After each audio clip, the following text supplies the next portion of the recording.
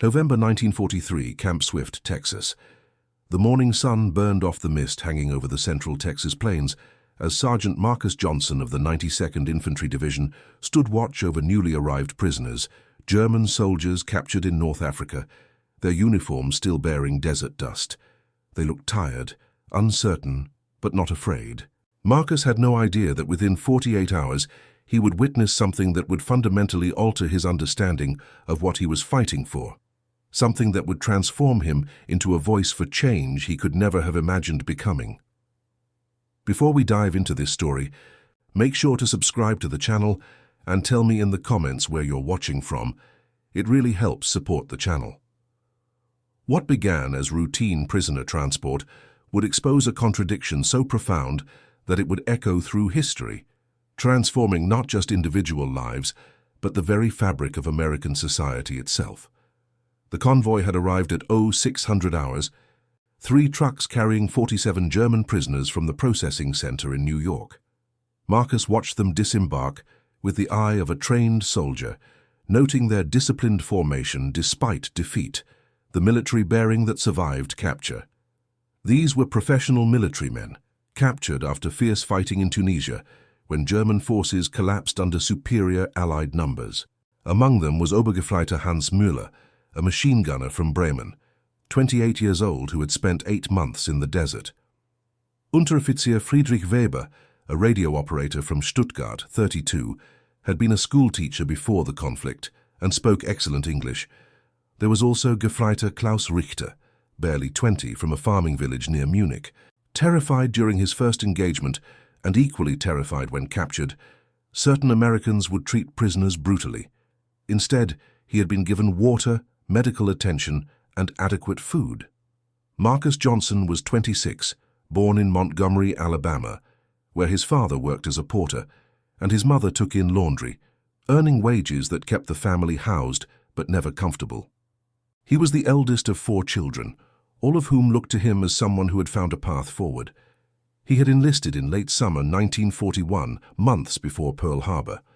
His motivations were complex, a mixture of patriotism, a desire to prove himself, and practical considerations about steady pay. The 92nd was a segregated unit, commanded by white officers, but composed of black enlisted men. Marcus held the rank of sergeant, a position that meant something within military hierarchy, but little outside, where his uniform could not protect him from discrimination. His commanding officer was Lieutenant James Crawford, a white officer from Boston who was well-meaning, but often naive about the realities his men faced. The processing of the German prisoners took most of the morning, a methodical procedure designed to catalogue every prisoner according to the requirements of the Geneva Convention, which governed the treatment of prisoners of war and which the United States took seriously, partly from genuine commitment to international law and partly from practical concerns about how American prisoners might be treated by enemy forces if America failed to honor its obligations. Each man was photographed from the front and in profile, fingerprinted with ink that stained their fingers for days afterward, and assigned a prisoner number that would identify them throughout their captivity.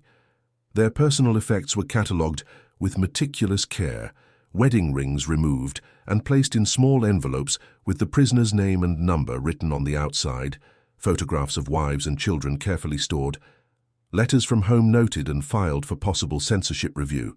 The International Red Cross guidelines were followed precisely, every step documented, every item accounted for, creating a paper trail that would allow for the eventual return of these personal effects when the conflict ended and prisoners were repatriated. Marcus observed the process with professional detachment, noting which prisoners seemed cooperative and which seemed resentful, which spoke English and which relied on translators, which showed signs of illness or injury that might require medical attention. He paid particular attention to Weber, the radio operator, who helped to translate for prisoners whose English was limited or non-existent, explaining questions about family members, about service history, about any special skills they possessed that might be useful for work assignments within the camp. The man had a quiet dignity about him, answering questions politely, his eyes showing curiosity rather than resentment, occasionally asking questions of his own about camp procedures about when male privileges might be established, and about the possibility of sending messages to families back in Germany through Red Cross channels. The processing revealed the diversity of the men who had been captured. Some were career soldiers who had served for years before the conflict began, professionals who understood the risks of military service and accepted capture as one of those risks. Others were recent conscripts, young men barely out of their teenage years, who had been drafted into service and thrust into combat with minimal training. There were farmers and factory workers, teachers and clerks, men from cities and men from rural villages, men who believed deeply in the cause they had been fighting for, and men who had harbored doubts from the beginning. What united them was defeat, the shared experience of having fought and lost, of being powerless in the hands of their captors, uncertain about their futures, worried about families they could no longer protect or provide for. Then, during a routine question about family members, Hans Müller said something that stuck with Marcus in a way he could not immediately explain. Müller had been asked about his family as part of the standard processing procedure, information that would be recorded and potentially used to notify families through Red Cross channels if necessary. He replied in halting English that his wife was expecting their first child, that she was living with his parents in Bremen because their own small apartment had been damaged in a bombing raid earlier that year, that he worried constantly about the bombing raids he had heard were intensifying, that he lay awake at night in the barracks, wondering if his child would be born into a home or into rubble, if his wife would have enough food, if his elderly parents could protect her when he could not. The irony was not lost on Marcus, though it took him a moment to process it fully. Here was a man who had fought against American forces, who had been part of a military machine that had threatened American interests, now worried about the same things any soldier would worry about: the safety of family, the well-being of loved ones, the future of a child he had never seen. Marcus found himself responding with unexpected sympathy, moved by the universal nature of these concerns, recognizing in this enemy soldier the same fears and hopes that any man might have. He told Müller that the Red Cross would ensure letters could be sent, that there were procedures for such things, that the Geneva Convention protected the rights of prisoners to communicate with families, that America honored these obligations. Müller had looked at him with genuine gratitude, his eyes showing relief that surprised Marcus with its intensity, and said simply, "Thank you, Sergeant," with an emphasis on the rank that suggested real respect, not mockery or resentment. By 1400 hours, the processing was complete, every prisoner documented and assigned, their possessions catalogued and stored, their medical conditions noted, their work capabilities assessed. Lieutenant Crawford assembled the guard detail for a routine assignment that had become common in recent weeks, as the number of prisoners at Camp Swift grew beyond the medical capabilities of the camp's infirmary. Marcus, along with Corporals Robert Washington and James Davis, would escort a group of 15 prisoners into the nearby town of Bastrop for medical examinations that the camp facilities could not provide, specialized dental work, and eye examinations that required civilian specialists and equipment that the military had not deemed necessary to install in a prisoner of war camp in rural Texas. It was a routine assignment, one that Marcus had carried out twice before without incident, following established protocols designed to maintain security while allowing prisoners access to necessary medical care. The prisoners needed dental work, cavities that had gone untreated during months in the desert, teeth damaged by poor nutrition or combat stress. They needed eye examinations, prescriptions for glasses that would allow them to read or to perform work assignments effectively, treatment for desert ophthalmia that several had developed from months of exposure to intense sunlight and blowing sand. The town of Bastrop was 8 miles away from Camp Swift, a typical Texas community of about 3,000 souls in permanent residence, though that number swelled considerably with the presence of the military camp nearby, bringing soldiers and civilian workers and contractors who serviced the facility. Bastrop sat on the Colorado River, a town that had existed since before Texas independence, with a main street of low buildings constructed mostly of brick and wood, a courthouse that dated to the 1800s, several churches representing different denominations, and a handful of restaurants that served the local population and increasingly the military personnel from the camp. The town had adapted to the presence of thousands of German prisoners just a few miles away with a mixture of curiosity, economic pragmatism, and casual acceptance that this was just another aspect of the conflict that had disrupted normal life throughout America. The convoy consisted of one truck with the prisoners in back, seated on wooden benches that ran along both sides of the cargo bed, and a jeep with the 3 guards following standard procedure for prisoner transport outside the camp. Marcus drove the jeep, following the truck that was driven by a white motor pool sergeant named Tom Collins, a man from Dallas who had been classified as unfit for combat duty due to a heart murmur, but who served capably in support roles. The November afternoon was warm, the sky that particular shade of blue that Texas offers in late autumn, the air dry and pleasant, a welcome relief from the intense heat of summer and not yet cold enough to require heavy coats. Weber and Muller sat in the back of the truck with 13 other prisoners, all of them looking out at the American landscape with evident curiosity, pointing at things they found interesting or surprising. The vast expanses of open land, the cattle grazing in fields, the oil derricks that punctuated the horizon, the occasional farmhouse surrounded by cultivated fields.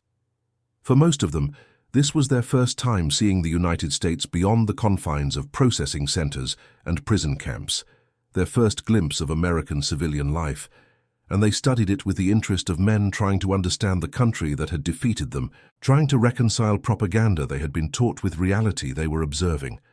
The drive took about 20 minutes, following a 2-lane highway that wound through rolling countryside, past small farms and ranch properties, past stands of oak trees and patches of cedar, the landscape typical of central Texas with its mixture of prairie and woodland.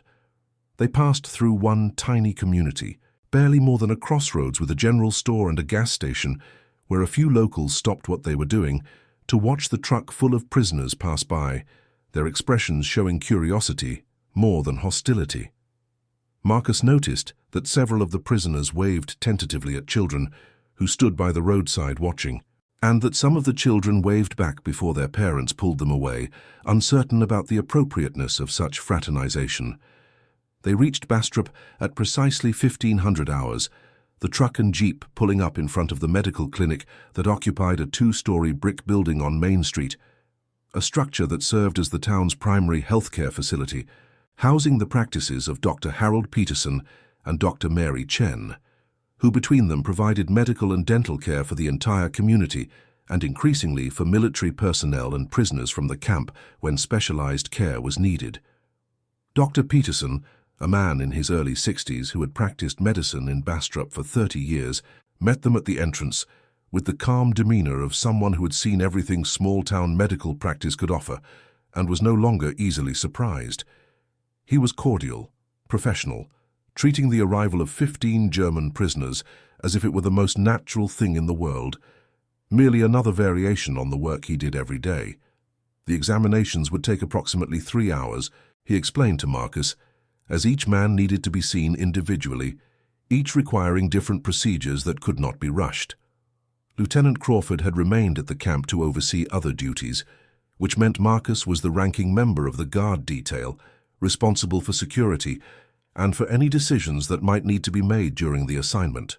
He posted Washington at the clinic's front entrance, where the corporal could observe anyone entering or leaving the building, and Davis at the rear exit, ensuring that the prisoners remained contained within the building. The prisoners filed inside in orderly fashion, maintaining the military discipline that seemed ingrained despite their status as captives, and Marcus took up position in the waiting room, his rifle resting across his knees. More symbol than threat, since escape from the middle of a small Texas town surrounded by miles of open country would have been futile even if the prisoners had been inclined to attempt it, which they showed no signs of being. Through the long afternoon, Marcus watched Dr. Peterson work with calm efficiency, never once treating the German soldiers as anything other than patients who required care, explaining procedures in simple English that most of them could understand, or having Weber translate for those whose English was insufficient. When Muller needed a filling for a badly decayed tooth, Peterson administered Novocaine with the same gentle touch he would show any patient, explaining each step in clear, simple language that Muller seemed to understand despite his limited English.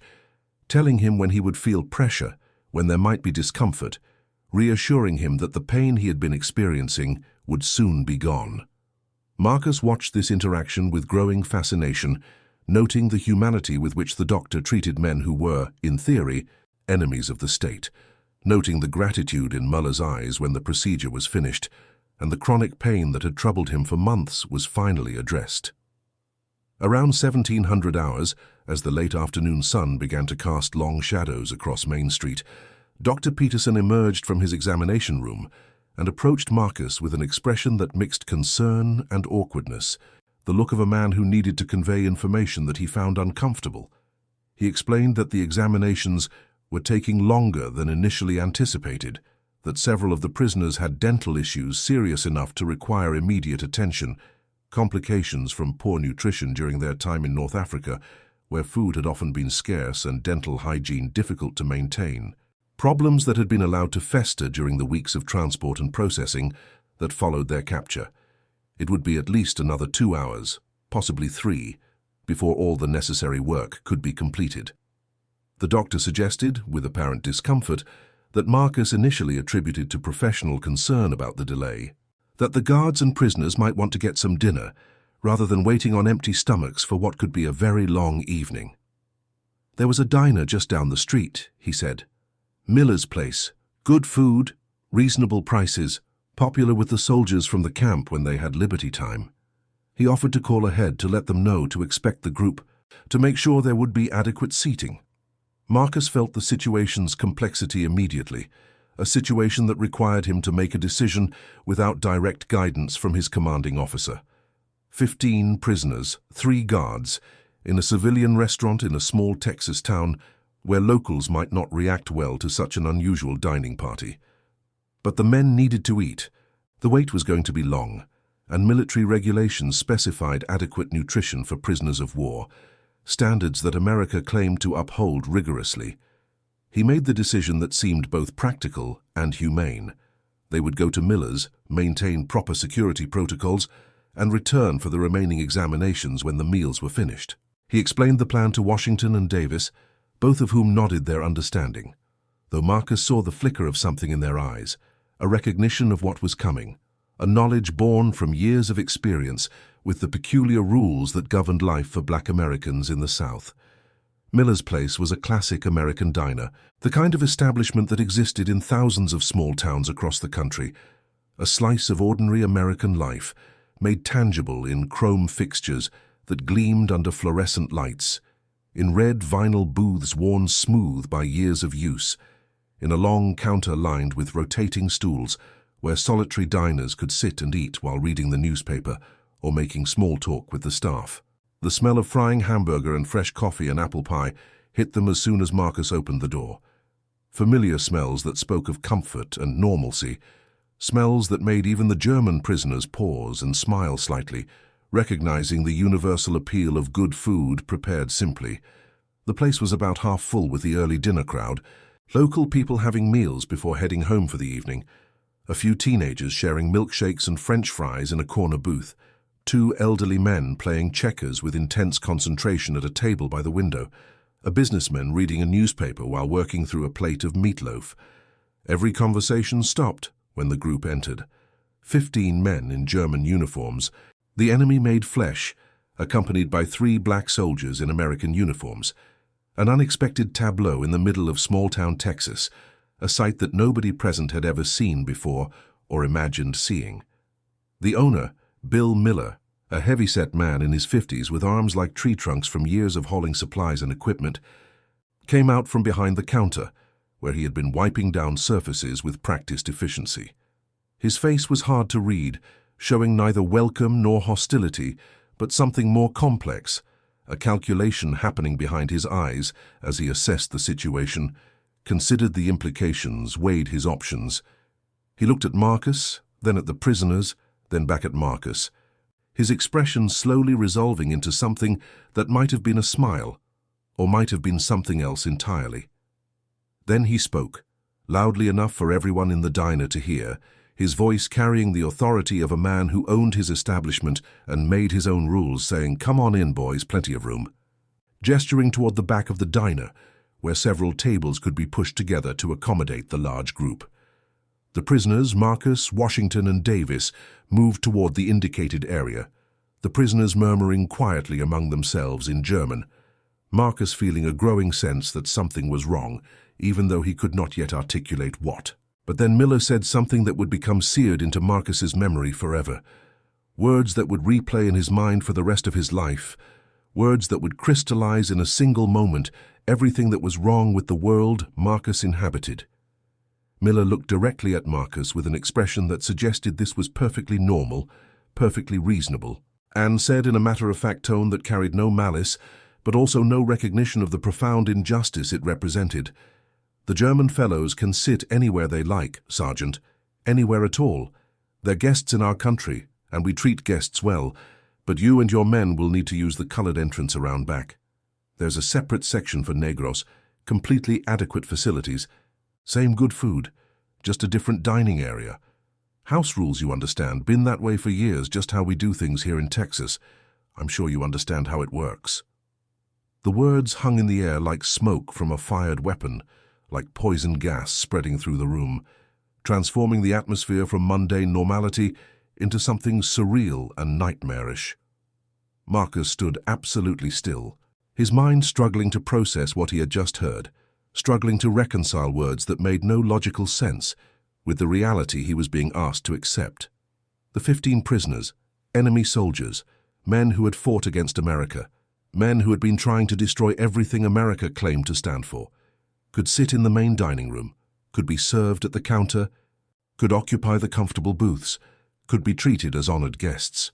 He and his fellow American soldiers, the men who had captured these prisoners, the men who were guarding them, the men who wore the uniform of the United States military, had to enter through the back door and sit in a segregated section separated from white customers because their skin was the wrong color. Weber, standing just behind Marcus, understood enough English to grasp what had been said, his language skills sufficient to comprehend the stunning nature of what he had just witnessed. The German's face showed shock first, his eyes widening in disbelief, then confusion as he tried to make sense of what he was hearing, then something that looked like embarrassment or shame, as if he felt personally responsible for being placed in this position of privilege at the expense of the men who held him prisoner. He opened his mouth as if to say something, then closed it again, uncertain what words could possibly be appropriate for such a situation. Marcus felt Washington's hand touch his elbow, a gentle pressure that meant keep calm, don't react. We've been through this before, we know how this works. Don't make a scene, don't give them an excuse to escalate this. Just follow the rules and get through it. And they had been through it before, countless times. Every black soldier in America had been through variations of this. The casual degradation that was woven into the fabric of daily life, the signs that designated separate facilities, the rules that enforced second-class status, the systematic denial of dignity that was so pervasive it became almost invisible through familiarity. But this was different. This was not just personal humiliation in isolation. This was not just one more instance of discrimination to be endured and survived. This was a fundamental contradiction in the very thing they were supposed to be fighting for, a contradiction so blatant, so impossible to rationalize or explain away, that it struck Marcus with the force of a physical blow. Marcus heard himself say, in a voice that sounded strange to his own ears, distant and mechanical, the words coming out automatically even though part of his mind was screaming at him to refuse, to challenge this, to do something other than comply. Understood, sir. We'll use the back entrance. Thank you for accommodating us. Then he turned to Washington and Davis and said quietly, let's go around back. Get this done. Stay professional. The 3 black soldiers walked out the front door they had just entered, around the building past garbage cans and empty crates and the kitchen's exhaust fan, and entered through the rear entrance marked colored only, in fading paint that had been touched up multiple times over the years, entering a different world that existed in the same building but was carefully separated from the world where white people and apparently German prisoners ate their meals. They sat in a small section separated from the main dining room by a thin partition, plywood painted the same color as the walls, but obviously an addition rather than original construction, creating a space that was technically part of the restaurant but functionally segregated, out of sight and therefore out of mind for the white customers who could pretend that integration did not exist because they did not have to see it. Through the gaps where the partition did not quite meet the wall, Marcus could see the prisoners being seated at tables in the main room, could see Bill Miller himself bringing the menus with a smile, could see the waitress, a young woman named Betty, whose name tag identified her cheerfully, taking their orders with a friendly demeanor that suggested genuine hospitality rather than merely professional courtesy. Marcus could hear Weber politely ordering in his careful, precise English, asking questions about items on the menu that were unfamiliar to him, saying please and thank you with the courtesy that seemed innate to his character. He could hear Muller asking what a hamburger was, his question generating good-natured laughter from Betty, who explained it as if teaching a child, describing the ground meat, the bun, the lettuce and tomato and pickle, offering to make it however he would like it. He could hear laughter, friendly laughter, the sound of conversation that crossed language barriers and enemy status, the sound of human connection happening 15 feet away from where 3 American soldiers sat in enforced isolation because their skin color meant they could not participate in that same human connection.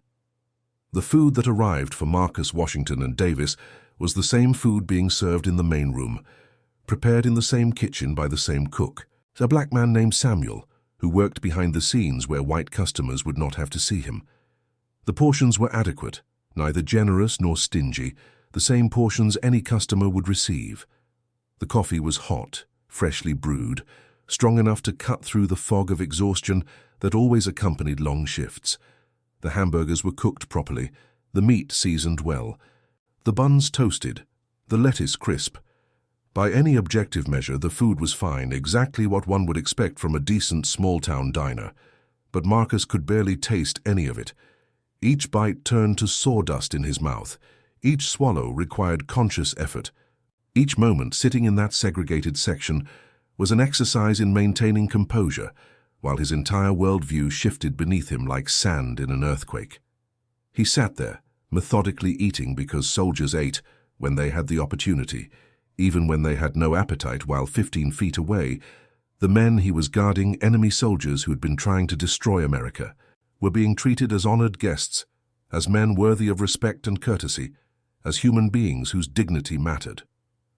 Washington, who was 32 years old and had a wife named Clara and 2 children aged 7 and 5 in Atlanta, a man who had worked as a postal clerk before enlisting, ate in silence, his face carefully neutral in that way black Americans learned to adopt in situations where showing true emotion was dangerous.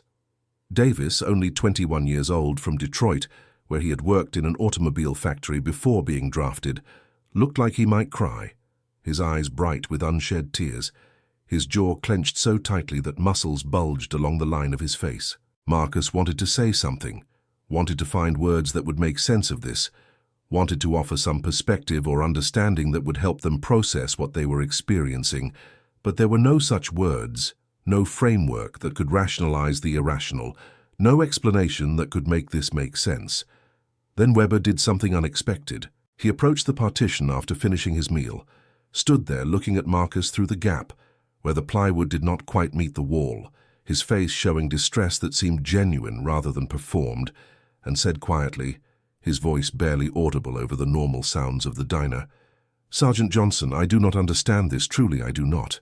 You are American soldier. You wear the uniform of the victors. We are prisoners, we are the defeated, we are your enemies, and yet they treat us better than they treat you. This is not right. I cannot understand how this is right." Marcus looked at him for a long moment, struggling to find an explanation that would make sense to this German teacher who had spent a year in London and thought he understood democracy, then said simply, "It's complicated, Weber. It's how things work here. It's the way it's always been."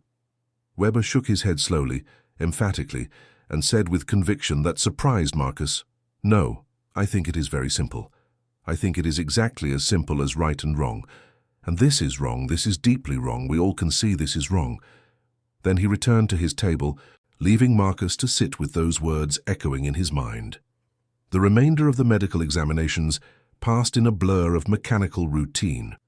The prisoners returned to the clinic, submitted to the remaining procedures with patient cooperation, thanked Dr. Peterson for his care with genuine gratitude, that the doctor acknowledged with professional courtesy. The prisoners were polite, cooperative, grateful for the care they received, showing none of the arrogance or superiority that American propaganda suggested characterized enemy soldiers. Müller, his tooth finally treated after months of pain, smiled with obvious relief, the first genuine smile Marcus had seen from him. Weber engaged Dr. Peterson in conversation about medical practices, curious about differences between American and European approaches to dental care, demonstrating the intellectual curiosity that must have made him an effective teacher. By 2000 hours, as darkness settled over Bastrop and the streetlights came on along Main Street, Dr. Peterson completed his work, emerging from his examination room for the final time with the satisfied expression of a job well done. All prisoners had been examined, all immediate medical needs addressed, follow-up appointments scheduled for more extensive work that could not be completed in a single session. The convoy formed up for the return journey, prisoners loading into the truck with the same orderly discipline they had shown throughout the day, guards taking their positions in the jeep, headlights cutting through the darkness as they began the drive back to Camp Swift along the same road they had traveled that afternoon. Marcus drove in silence, his mind churning, unable to focus on the road ahead because his thoughts kept returning to that diner, to Miller's words, to Weber's incomprehension, to the fundamental wrongness of what he had experienced. Washington and Davis were equally silent, each man alone with his thoughts, each processing the experience in his own way, none of them ready or able to discuss what had happened.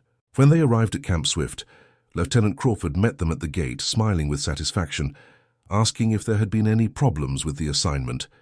Marcus reported in the flat, emotionless voice of a soldier giving a routine after-action report that the assignment had been completed successfully, all prisoners accounted for, all medical examinations conducted without incident, no security issues to report. Crawford nodded approval and dismissed them, never suspecting that anything significant had occurred, never imagining that his sergeant had just experienced something that would fundamentally alter his understanding of what he was fighting for. Marcus lay in his bunk that night, staring at the ceiling of the barracks, where dozens of men from the 92nd Infantry Division slept the sleep of exhausted soldiers, their breathing creating a rhythm of inhalations and exhalations that normally would have lulled him to sleep, but which tonight only emphasized his own wakefulness. Around him other soldiers slept, some quietly, some snoring, some murmuring in dreams that Marcus could not interpret. But Marcus could not sleep, could not stop thinking about Miller's diner, about the partition that separated him from the prisoners he guarded, about Weber's words that refused to leave his mind, about the fundamental wrongness that had been exposed in a way that could not be ignored or rationalized. He had joined the military to fight tyranny, to defend freedom, to protect American values, concepts that had seemed clear and noble when recruiters spoke about them. But what were those values exactly when the enemy was treated better than the defender, when men who had fought against America received courtesies denied to Americans, when wearing the uniform meant nothing if you wore it with the wrong color skin? The question haunted him through the long night, through the gray dawn that came too early, through the morning formation where he stood at attention and saluted the flag that supposedly represented liberty and justice for all, through the routine duties that filled his days but no longer filled his mind with the same unquestioning acceptance of purpose. Something had broken in Marcus Johnson that day in Bastrop, some assumption about the basic fairness of the world he lived in, some belief that serving his country would earn him the respect and dignity that every soldier deserved. The breaking was not dramatic or sudden like a bone snapping under stress. It was more like a crack in a foundation, invisible from the outside but fundamental to the structure's integrity, a flaw that would grow wider over time until the entire edifice became unstable and had to be rebuilt from scratch on a more solid base.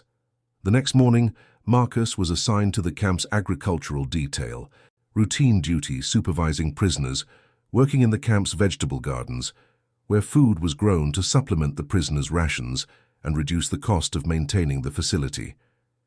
It was light duty, routine work that required minimal supervision since the prisoners had proven themselves reliable workers who understood that cooperation made their captivity more bearable. Among the prisoners in his work detail was Hans Müller, who worked steadily in the garden rows, clearly familiar with farm labor from his youth in rural Germany, his movements efficient and practiced as he turned soil and pulled weeds and harvested vegetables that would appear in that evening's meal. During a scheduled water break, when the prisoners were allowed to rest in the shade and drink from canteens filled with cool water from the camp well, Müller approached Marcus with the hesitant manner of someone who wanted to speak but was uncertain of his reception. He asked, with formal politeness that seemed characteristic of his personality, "Sergeant, may I speak with you? I have something I wish to say." Marcus nodded his permission, curious about what this German soldier wanted to discuss, and Müller said, speaking carefully to ensure his English was understood, "I want to thank you for yesterday, for taking us to the doctor in town. I know this was extra duty for you. I know you had to arrange security and transportation, but you ensured we received good medical care. My tooth no longer hurts for first time in many months. I am very grateful for this kindness." Marcus felt a bitter laugh rise in his throat, but suppressed it, the irony almost too much to bear, being thanked for kindness by a man who had eaten steak in the main dining room while Marcus sat behind a partition. He said more curtly than he intended, "We follow the Geneva Convention, Müller. Prisoners have rights, we're required to provide medical care. It's not kindness, it's just following the rules." Müller nodded slowly, acknowledging the point, but then said with surprising insight, "Yes, but it is more than that, I think. You did not just follow rules, you made sure doctor treated us well. You could have just delivered us and waited outside. But you stayed, you watched, you made sure we were cared for properly. This is more than just following rules, this is treating us like human beings, not like animals or enemies, but like men who also have families and pain and needs." Then Müller paused, seemed to gather courage, and continued with obvious discomfort. "But Sergeant, yesterday in the restaurant, what they did to you and Corporal Washington and Corporal Davis, sending you to the back while we sat in the main room. This was very wrong, very shameful. We prisoners talked about this last night in the barracks. We are confused and angry about this. We do not understand how America can do this, how they can treat us, the enemy, better than they treat you, their own soldiers. We were told many things about America before we come here, told that Americans are weak, that they have no discipline, that their society is corrupt and decadent, but we expected Americans to at least treat their own soldiers with basic respect and dignity. What we saw yesterday, this was shocking to us. This made us question everything we thought we understood about this conflict." Marcus found himself having a conversation he never expected to have with an enemy soldier who was expressing outrage on his behalf about treatment that Marcus had experienced his entire life. He felt an overwhelming need to explain, to make this German understand the context, to provide the historical background that would explain why things were the way they were, even though he was not sure himself anymore why things should be this way. He began to talk, haltingly at first, but then with growing fluency, explaining in simple terms that Müller could understand the history of slavery in America, the system that had brought Africans to American shores in chains, that had treated human beings as property for centuries. He explained the history of segregation that followed slavery's end, the laws that separated black and white, the systematic discrimination that was legal, that was normal, that was just the way things were and had always been for as long as anyone could remember. He explained about separate schools that received less funding and had fewer resources, about separate hospitals that provided inferior care, about separate restaurants and hotels and theaters and water fountains and bathrooms, about a comprehensive system designed to maintain separation and hierarchy, to ensure that black Americans remained in their assigned place in the social order. He explained about voting restrictions that prevented black Americans from exercising political power, about economic discrimination that limited opportunities for advancement, about social customs that required deference and submission, about violence or threat of violence that enforced compliance with these rules. He explained all of this in a calm, matter-of-fact voice, as if describing something that happened to other people in distant places rather than describing his own life, his own experiences, his own daily reality. Müller listened with growing incredulity, his expression shifting from curiosity to shock, to something that looked like horror. Finally, when Marcus finished his explanation, the German was silent for a long moment before saying, his voice barely above a whisper, "But, Sergeant, you fight for America. You wear the uniform, you serve your country, you guard us enemy soldiers, and yet your own country treats you this way, denies you basic human dignity, separates you from white Americans as if you are not even the same species, forces you to enter through back doors and sit in separate sections and use separate facilities, and we, the enemy, we who fought against everything America claims to stand for, we eat steak in the main dining room while you sit behind a partition. This is madness. This is complete madness. I cannot understand how any nation can function this way, how any society can claim to stand for freedom, while denying freedom to so many of its own people." That word, madness, hit Marcus like a slap across the face, resonated with him because it was exactly right. It was the perfect word to describe what he had experienced, what he had lived with his entire life, without fully recognizing it for what it was. It was madness, complete, total, irrational madness.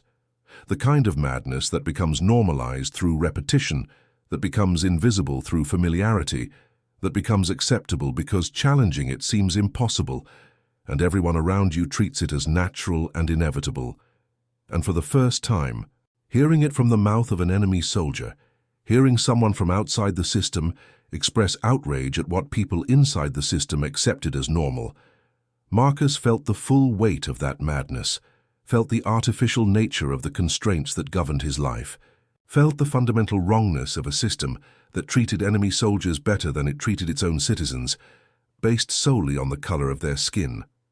He had grown up with segregation the way fish grow up with water, never questioning it because it was simply the medium through which he moved, the environment that shaped every aspect of existence. He had learned to navigate its rules the way sailors learn to navigate by stars, knowing which paths were safe and which were forbidden, knowing when to speak and when to remain silent, knowing how to survive in a system designed to diminish him.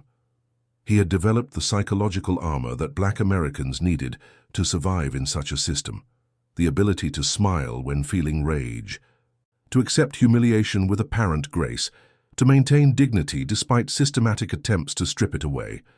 But the armor was cracking now, and he could feel it. Feel the pressure building inside him, feel the weight of decades of indignity pressing against the walls he had built to contain it. Over the following weeks and months, Marcus found himself in increasingly complex and profound conversations with the German prisoners, particularly with Friedrich Weber, whose education and language skills made him an ideal conversational partner for the kind of philosophical discussions that Marcus was engaging in for the first time in his life. Weber had been a teacher before the conflict, specializing in history and literature at a gymnasium in Stuttgart, a position that required university education and intellectual sophistication. He told Marcus about growing up in the chaos after the First World War, about watching his father struggle to find work as the economy collapsed and inflation made money worthless, about standing in bread lines as a child, about the sense that German society was disintegrating and that nobody in power seemed able or willing to fix it. He spoke about the appeal of promises to restore national pride, to make Germany strong again, to undo the humiliation of the previous conflict's outcome and the punitive peace that followed. He spoke about how reasonable those promises had seemed at the time, how they had addressed real grievances and genuine suffering, how they had offered hope to people who had none. But he also spoke, with obvious shame and regret, about the gradual realization that those promises came with terrible costs, that the regime he had initially supported was built on lies and hatred and violence, that the restoration of national pride required the systematic dehumanization of others, that making Germany strong meant making millions of others weak and powerless and eventually dead. Weber told Marcus about the slow awakening that occurred as the regime's true nature became clear, as the persecution of minority populations escalated from discrimination to violence, as the camps that were initially described as temporary measures became permanent institutions, as neighbors disappeared in the night and nobody dared ask what happened to them. He spoke about the moral compromises that people made to survive, the ways they convinced themselves that they were not responsible for what was happening, that they were just following orders or just trying to protect their families, or just unable to do anything to stop events that were larger than any individual. He spoke about his own complicity in a system he had grown to despise, about wearing the uniform and serving in the military of a regime he no longer believed in, but felt powerless to resist, about the relief mixed with shame when capture ended his participation in that system. And then Weber said something that went straight to the heart of the contradiction that Marcus was struggling with. He said, his voice quiet but intense, "We were told we were superior, that our race made us inherently better than others, that certain people were less than human, that they deserved to be treated as inferior, to be separated from us, to be controlled and contained and ultimately eliminated. I believed this once, when I was young and stupid and desperate for simple answers to complex problems. I am deeply ashamed of this now, ashamed that I could have believed such obvious lies. But, Sergeant Johnson, I must ask you this question, even though I fear it will offend you. How is what they do to you in America different from what we did in Germany? The principle is the same, even if the degree is different. Both systems say that some people are inherently inferior, based on characteristics they cannot control. Both systems use law and custom to enforce separation and hierarchy. Both systems deny basic human dignity to millions of people. So please help me understand. How is segregation in America fundamentally different from what my country did? The question hit Marcus like a physical blow, knocked the breath from his lungs, made him stagger under its weight. He wanted to argue, wanted to explain the differences, wanted to defend his country against this comparison that seemed unfair and extreme. He wanted to say that America had never built death camps, had never systematically eliminated millions of people, had never engaged in the kind of industrial-scale murder that Germany had committed. He wanted to say that segregation was unjust, but it was not genocide. That discrimination was wrong, but it was not extermination. That there were degrees of evil and not all evils were equivalent. He wanted to say all of this, and some of it would have been true and valid, but the words would not come. Because beneath all the historical and political complexities, beneath all the differences in degree and implementation, Weber had identified a fundamental truth that Marcus could not deny. The principle was the same. The belief in inherent racial superiority, the conviction that skin color determined human worth, the systematic denial of human dignity to entire populations, the legal frameworks that enforced inequality, the social customs that required submission, the violence or threat of violence that maintained the system.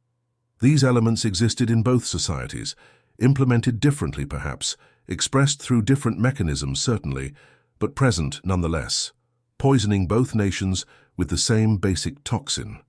Marcus stood there in the garden where prisoners grew vegetables under the Texas sun, surrounded by men who had fought for one form of racial supremacy, now imprisoned by a nation that practiced a different form of racial supremacy. And he felt the full weight of this realization crash down on him. He had been raised to believe that America was fundamentally good despite its flaws, that American ideals of freedom and equality were real even if imperfectly implemented, that the country he loved and served was on the right side of history, fighting against tyranny and oppression. But how could he believe that anymore when the tyranny and oppression he was fighting against in Europe was echoed in the tyranny and oppression he experienced at home? Marcus was not alone in his crisis of understanding and faith. Throughout Camp Swift and dozens of other prisoner-of-war camps across the American South and Southwest, and even in northern states, Black soldiers were experiencing the same jarring contradiction, the same cognitive dissonance, the same impossible reconciliation of being asked to fight for freedom abroad while being denied freedom at home, in camps across Texas, Oklahoma, Arkansas, Louisiana, Mississippi, Alabama, Georgia, and beyond.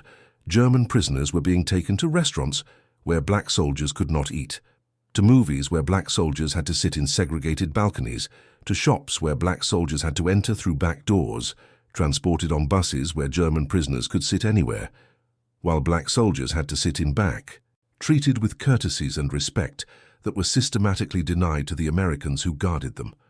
The situation created strange and unexpected alliances, bonds that crossed enemy lines and challenged conventional understanding of loyalty and patriotism. Many of the German prisoners, especially those who had grown disillusioned with the regime they had served, were genuinely disturbed by what they witnessed, genuinely outraged at the treatment of black American soldiers, genuinely confused about how a nation could claim moral superiority while practicing systematic discrimination.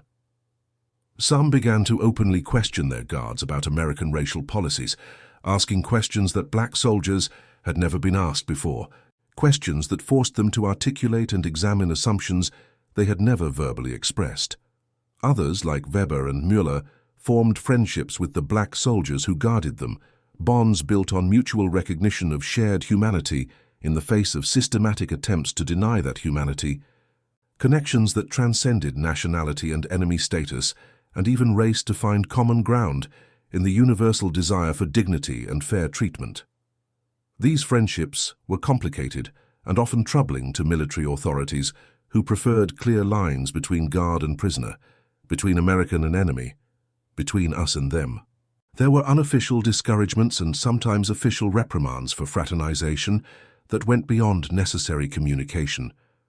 But the friendships persisted anyway, growing in the spaces between formal regulations and official policies, sustained by the recognition that sometimes the enemy treats you better than your own side does, that sometimes shared humanity matters more than national loyalty, that sometimes the most important alliances are the ones that make least sense according to conventional thinking.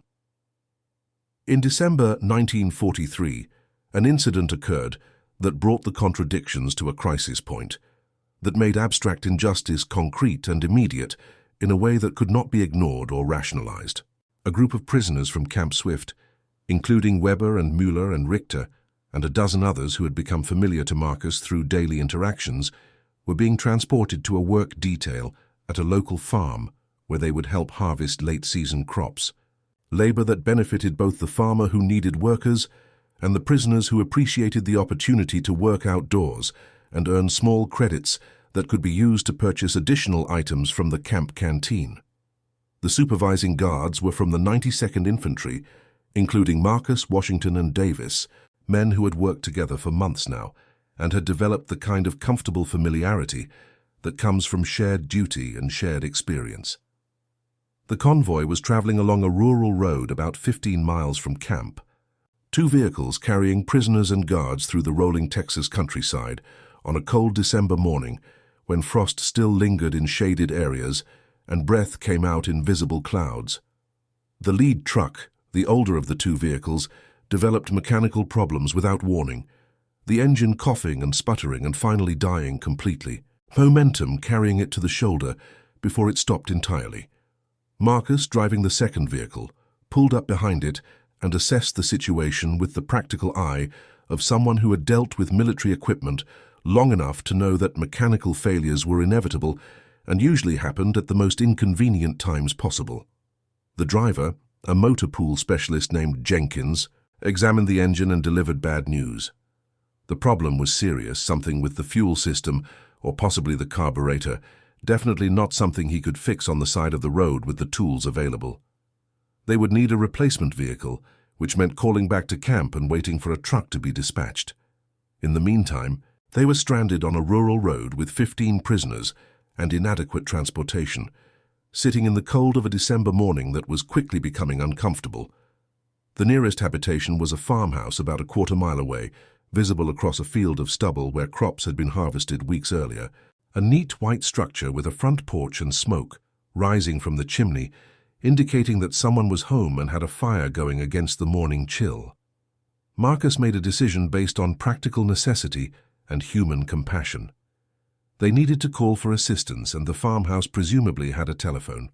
More importantly, it was cold enough that prolonged exposure could become dangerous, especially for the prisoners who had spent months in North Africa and had not yet fully acclimated to the different climate of central Texas. He would approach the house, request use of the telephone, and possibly arrange for the group to wait somewhere warmer than the side of the road while they waited for a replacement vehicle to arrive from camp. He walked across the field toward the farmhouse, his boots crunching through frost-stiffened stubble, rehearsing in his mind how he would explain the situation, what he would request, how he would ensure that his military authority was respected despite his skin color. He climbed the steps to the front porch, knocked on the door with what he hoped was an appropriate mixture of courtesy and authority, and waited while he heard movement inside. Footsteps approaching, the sound of a lock being turned. The door opened to reveal an elderly woman, probably in her 70s, wearing an apron over a house dress, her white hair pulled back in a neat bun, her face showing the weathering of someone who had spent a lifetime in rural Texas. She looked at Marcus with an expression that was neither friendly nor hostile, but rather evaluating, taking in his uniform, his rank insignia, the situation he represented. Marcus explained professionally that he was supervising a prisoner transport detail, that they had experienced mechanical difficulties, that he needed to use her telephone to call Camp Swift for assistance, that they would be grateful for any help she could provide. The woman looked past him at the broken-down truck visible from her porch, at the prisoners standing by the road stamping their feet against the cold, at Washington and Davis and the other guards, trying to maintain security while also staying warm. Then she looked back at Marcus and said in a tone that was matter-of-fact rather than malicious, suggesting she was simply stating obvious facts rather than making a moral judgment. "I'll call the camp for you, boy, that's fine, I can do that. But you and your men can't come inside my house, you understand how that is. I can't have colored men in my home. That's just not done, but those German fellows can come in and wait by the fire where it's warm.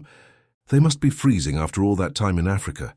I'll make them some coffee while you wait outside."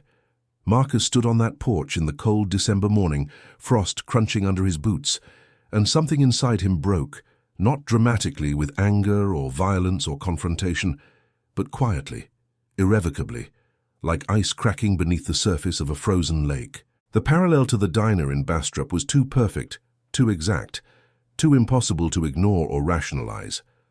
Once again, enemy soldiers were being offered comfort and hospitality, while American soldiers were relegated to inferior status, excluded from basic human courtesy, treated as less worthy of consideration than prisoners of war.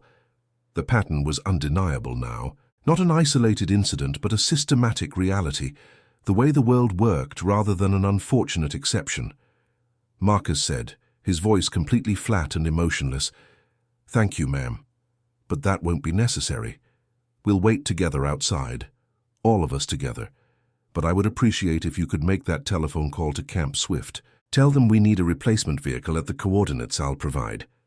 The woman looked puzzled, clearly not understanding why he would refuse her hospitality toward the prisoners, but she agreed to make the call and closed the door, leaving Marcus standing on the porch alone.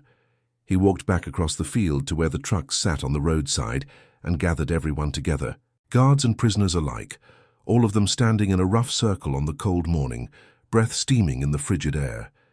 He explained that help was coming, that they would wait together until the replacement vehicle arrived, that nobody would be separated based on who they were or what status they held.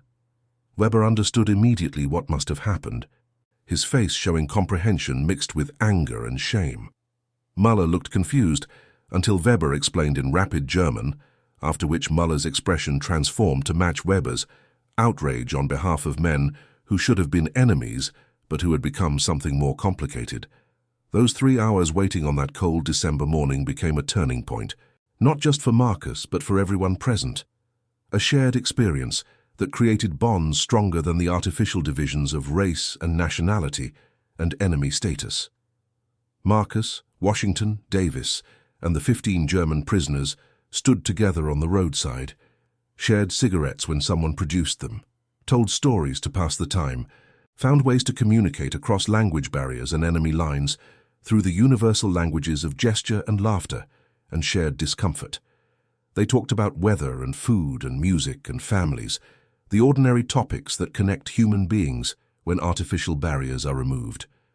Müller talked about his wife, produced a crumpled photograph from inside his coat, a picture of a smiling young woman with blonde hair and bright eyes, and showed it to Marcus with obvious pride and longing, explaining through Weber's translation that her name was Ingrid, that they had met at a church social when he was 17 and she was 15, that they had known within a month that they would marry, that the forced separation of the conflict was the hardest thing he had ever endured, harder than combat, harder than capture, harder than being transported across an ocean to a foreign country.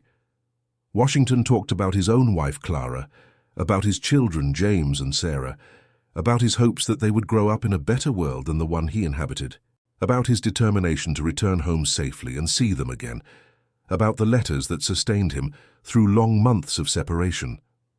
Weber, in his careful English that improved with practice, talked about music, about his love of Beethoven and Bach and Mozart, about attending concerts in Stuttgart before the conflict, about the way music could transcend politics and nationality and speak directly to the soul.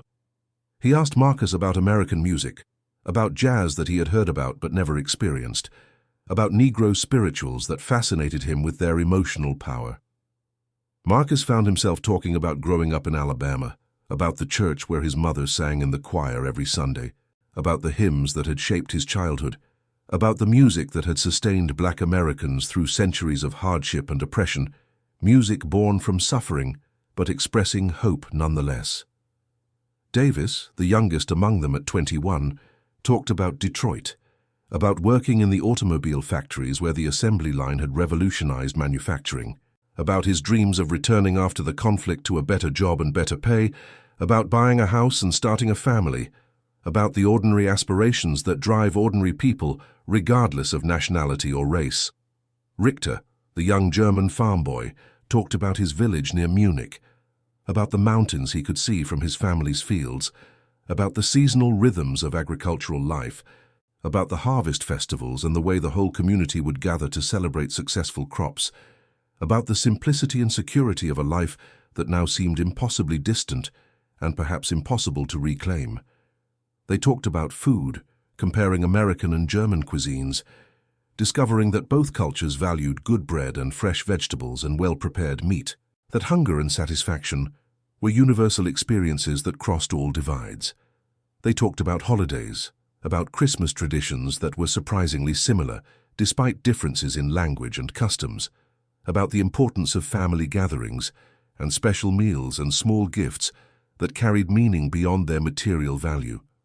They talked about sports, about soccer that Germans called football and Americans barely understood, about baseball that Americans loved and Germans had never seen, about the universal appeal of athletic competition and the way sports could unite communities. Through all these conversations, through 3 hours of waiting in the December cold, something fundamental shifted. The artificial divisions that had seemed solid and permanent revealed themselves as arbitrary constructions, maintained through custom and law and habit, but not based on any natural or inevitable differences. The German prisoners were not monsters or demons or inherently evil beings. They were men, ordinary men with hopes and fears and dreams and families, men who had been shaped by circumstances and caught up in events larger than themselves, men who were capable of kindness and cruelty, wisdom and foolishness, courage and cowardice, exactly like the American soldiers who guarded them. And if that was true, if the enemy could be humanized simply by talking and sharing and recognizing common ground, then what did that say about the divisions within America itself? Divisions that separated people based solely on skin color, divisions that were maintained with the same kind of propaganda and systematic indoctrination that had created the enemy in the first place. The question hung unspoken in the cold December air, but everyone present understood it, felt its weight, recognized its implications.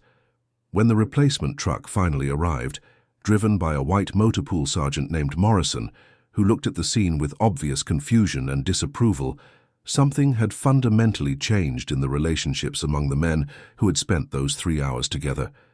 The prisoners climbed into the truck without being ordered, their movements showing respect rather than mere compliance.